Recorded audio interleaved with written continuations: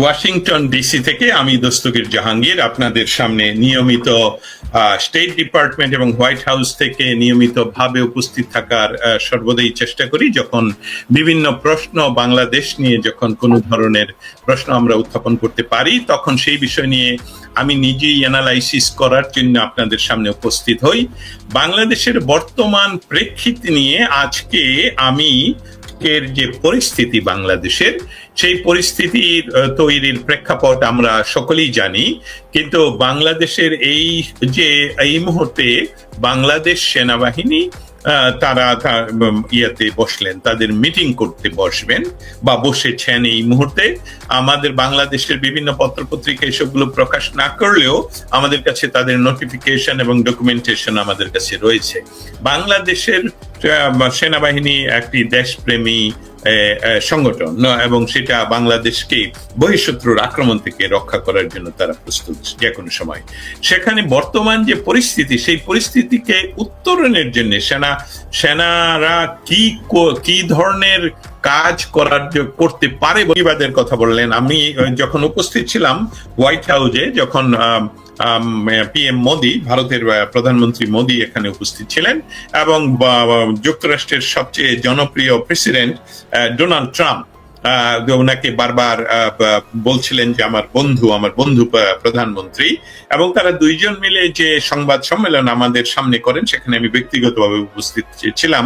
ওনারা সম্মিলিত যে ডিক্লারেশনটা করেন, সেখানের একটা অংশ ছিল যে ভারত তথা ইন্দো প্যাসিফিক জোনে, স্পেশালি সাউথ ইস্ট এশিয়াতে কোনো ক্রমেই জঙ্গিবাদের উত্থান রুখবে এই দুই দেশ। আপনি জানেন যে গত সপ্তাহে আমেরিকান ইন্টেলিজেন্সের প্রধান বা ডিরেক্টর তুলসী গাবার্ড দিল্লিতে বসে উনি একই কথা বলেছেন যে বাংলাদেশে সন্ত্রাসবাদের উত্থান হয়েছে, বাংলাদেশে খিলাফতের আন্দোলন হচ্ছে, বাংলাদেশে ধর্মীয় সংখ্যালঘুদের উপর অত্যাচার হচ্ছে, সাধারণ মানুষের উপর অত্যাচার হচ্ছে, এবং আমেরিকান সরকার, আবারও রিপিট করি, আমেরিকান সরকার, আমার প্রেসিডেন্ট, উনি বলেছেন, আমার প্রেসিডেন্ট ডোনাল্ড ট্রাম্পের নাম নিয়ে বলেছেন যে এটা খুব ওই বিষয়ে কনসার্ন এবং আমরা এটা বন্ধ করতে দৃঢ় প্রতিজ্ঞ।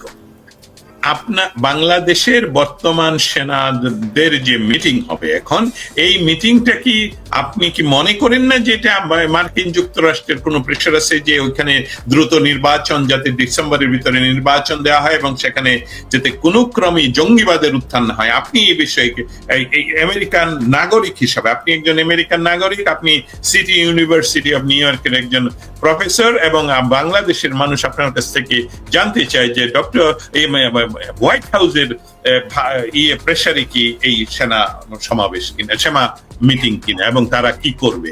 আর যদি তারা জঙ্গি করতে না পারে, নিয়ন্ত্রণ করতে না পারে, তাহলে আমেরিকার যে zero tolerance for national security, আপনাকে উদাহরণ দিয়ে দিচ্ছি যাতে আপনার বলার জন্য সুবিধা হয়, যে আমেরিকান ন্যাশনাল সিকিউরিটির জন্য কিন্তু তারা পানামার প্রেসিডেন্টকে ধরে এনে এখানে 40 বছর জেলে রেখেছিল, যেখানে তুলসী গাবার্ড যে 18টা ইন্টেলিজেন্স সংস্থার প্রধান, উনি যখন কথা বলেন এটা সরাসরি প্রেসিডেন্টের কথা, আমেরিকার প্রেসিডেন্ট। তখন যখন একটি দেশের প্রধান বলেন বা একটি দেশের কোন উচ্চ পর্যায় থেকে বলা হয় যে না, উনি মিথ্যা কথা বলছেন, তখন আমেরিকা জিরো টলারেন্স হিসাবে কি করতে পারে এই দেশের প্রধানের উপর অথবা সশস্ত্র বাহিনীর উপর? প্রশ্নটি অত্যন্ত সুন্দর হয়েছে এবং তার পেছনে কিন্তু কারণও রয়েছে, এবং সেগুলো তুমি বলেছো। এখানে বর্তমান আমেরিকান সরকার বাংলাদেশ সেনাবাহিনীর উপরে ডাইরেক্টলি অ্যান্ড ইনডাইরেক্টলি, সেখানে কিন্তু বর্তমান আমেরিকান প্রেসিডেন্ট ভারতের উপরে তার দায়িত্ব দিয়ে দিয়েছে বাংলাদেশের বিষয়ে, এবং তুলসী গাবার্ড ভারতে গিয়েছিলেন এবং সেখান থেকে বলেছেন। এবং আজকে যে বাংলাদেশে যে সেনাবাহিনীর মিটিং যেটা হচ্ছে, সেটা এই ভারত এবং ইউনাইটেড স্টেটসের কথার প্রেক্ষিতে যে ওখানে জঙ্গিবাদ বন্ধ করতে হবে তোমাদেরকে, সেই প্রেক্ষিতে সেটা হচ্ছে। এবং আজকে রাতে মানে বাংলাদেশের 24 তারিখে রাতে আমেরিকার আরো 3 জন সেনাবাহিনীর লোক, তার সেনাপ্রধান লোক, তারা বাংলাদেশ সেনাবাহিনীর সাথে দেখা করবে। এটা হবে আজকে বাংলাদেশ সেনাবাহিনীর যে মিটিং হচ্ছে তারপরে হবে। অবশ্যই তারা ব্রিফিংটা জানে এবং তার পরিপ্রেক্ষিতেই তারা আজকের বাংলাদেশ সেনাবাহিনী তাদের কথা বলবে। কিন্তু বাংলাদেশ সেনাবাহিনী একত্রিত নয়। বাংলাদেশ সেনাবাহিনী তে শুনেছি 4টি ভাগ আছে, এবং বাংলাদেশ সেনাবাহিনী যদি একত্রিত হতে না পারে, না হওয়ার সম্ভাবনা বেশি, সেটা লুকানো থাকবে এবং ফলে তারা এককভাবে বাংলাদেশ নিয়ন্ত্রণ করতে পারবে না। যেমন তুমি পানামার কথা বলেছো, তুমি যেমন অন্যান্য দেশের কথা বলতে পারবে, যেমন ইউক্রেনের কথা বলতে পারবো, যেমন গ্রানাডার কথা বলতে পারবো। সেখানে যেমন আপনি যখন ইউক্রেনের কথাটা নিয়ে আসলেন, আমি সেখানে আপনার সহযোগিতা করার জন্য বলছি। ইউক্রেনের প্রেসিডেন্ট জেলেনস্কি যখন হোয়াইট হাউসে ছিলেন, সেই মিটিংয়েও আমি ছিলাম উপস্থিত। সেখানে সরাসরি ডোনাল্ড ট্রাম্প, আমেরিকার সবচেয়ে জনপ্রিয় প্রেসিডেন্ট এই মুহূর্তে, তিনি বলেছেন যে আপনি সর্বপ্রথম আপনি গুলি থামান, আপনি বুলেট থামান। ইউক্রেনের প্রেসিডেন্ট উত্তরে বলেছেন আমাদের সিকিউরিটির কনসার্নটা আমার রয়েছে। উত্তরে আবার প্রেসিডেন্ট বলেছেন যে আপনার সিকিউরিটি কনসার্নটা অনেকটা, উনি বলছেন এটা লেস দেন 2%। আমি বলতে চাই এটার বাংলা হলে এটা তো 1-2 ম্যাটার, বাংলা বলে ইংলিশে বললাম আর কি, 1-2 ম্যাটার। এই বিষয়টা বর্তমান প্রেসিডেন্ট ঘটাতে পারে আরেকজন প্রেসিডেন্টকে। সেখানে কনসিকুয়েন্স আপনি কি মনে করেন যে সমস্ত কিছু ফেল করলো? আজকের মিটিংয়েও তারা কিছু করতে পারলো না। যে অ্যাট্রোসিটি বাংলাদেশে হচ্ছে, যেটা আমরা দেখে যাচ্ছি গত 7 মাস ধরে, শিশু অপহরণ, শিশু ধর্ষণ, হত্যা, শিশু ধর্ষণ, বিচার চাইতে গেলে তার বাপকে খুন, গ্রামে গঞ্জে মাঠে ঘাটে সব জায়গায় লাশ পাওয়া যাচ্ছে। তা এই সকল বাংলাদেশের ইতিহাসে আপনারা হয়তো বা 72 সনে 71 সনে দেখেছেন, তারপরে দেখা যায় নাই। আজকে তারা যদি ফেল করে তাহলে বাংলাদেশ কোন পথে? আমেরিকা কি করবে? Zero tolerance, that is important question. Please go. তোমাকে বলি, মানে এই দর্শকদের জানার জন্য বলে, আমার ভাই বোনরা কিন্তু রাতে বাড়ি থাকতে পারছে না বাংলাদেশে, এবং তারা কেউ সরকারি কোনো রকমের, তারা কোনো ইলেকটেড গভর্নমেন্ট ছিল না, তারা কেবলমাত্র মুক্তিযুদ্ধের সমর্থক ছিল। এই জন্যই তারা বাড়িতে থাকতে পারছে না। এখন ফিরে যাই, আমি এখানে সমস্ত প্রশংসা করলেও, যে যত প্রশংসা করুক,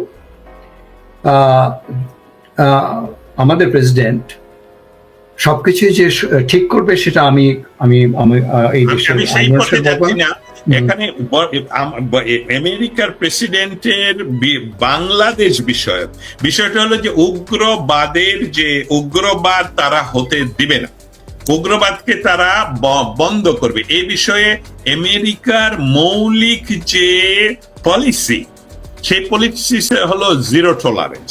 উদাহরণ দিলাম আপনাকে পানামার প্রেসিডেন্ট, আপনি আরো কয়েকটা বলছেন, আমি আবার বললাম ইউক্রেনের কথা, আপনি এটাও জানেন সাদ্দাম হোসেনের কথা কি হয়েছে, এটাও জানেন আপনি।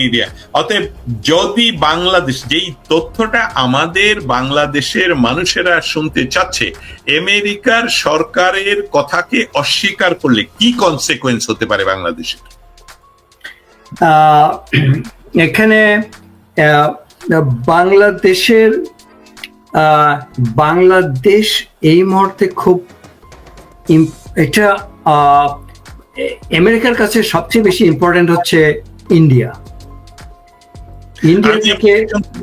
ইন্ডিয়ার চেয়ে আমেরিকার কাছে ইম্পর্টেন্ট হলো আমেরিকার ন্যাশনাল সিকিউরিটি। সেই সিকিউরিটিতে যখন এই যে আমি আরেকটা উদাহরণ দিই, তালেবানদের প্রধান বিন লাদেন পাকিস্তানের সবচেয়ে সুরক্ষিত জায়গায় অবস্থান করছিলেন, অ্যাবোটাবাদ অর সামথিং, আমি সেনাবাহিনী ট্রেনিং সেন্টারে। ওকে, সেনাবাহিনীর ট্রেনিং সেন্টার। লিকুইড তাকে ক্লিন করা হলো। আমেরিকার এইটাই হলো আমেরিকা।